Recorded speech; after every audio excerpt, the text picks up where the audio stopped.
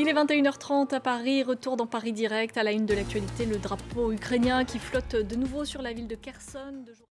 Kiev parle d'une victoire importante. Plus de 8 mois après le début de l'invasion russe, la ville de Kherson est en train de retomber sous contrôle ukrainien.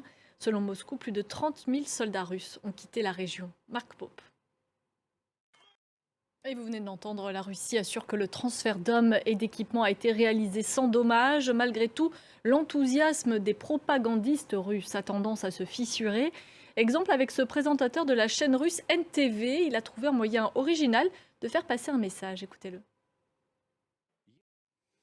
On passe au reste de l'actualité. La France a accueilli ce vendredi les 230 hommes, femmes et enfants qui étaient à bord de l'Ocean Viking. Cela fait 3 semaines qu'ils erraient en mer.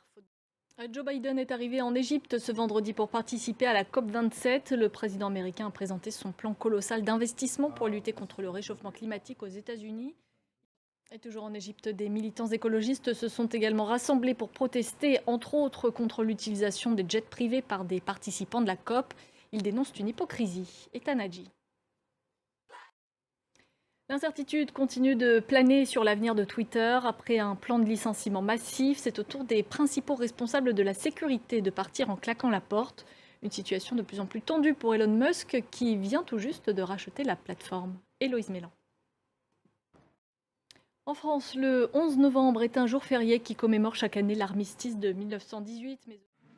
Restez avec nous dans un instant, ce sera le journal de l'Afrique avec Fatima Tawane. Elle reviendra notamment sur ce rapport accablant qui a été publié par l'ONU. Il porte sur des centaines de violations des droits de l'homme au Mali. Quant à moi, je vous retrouve demain.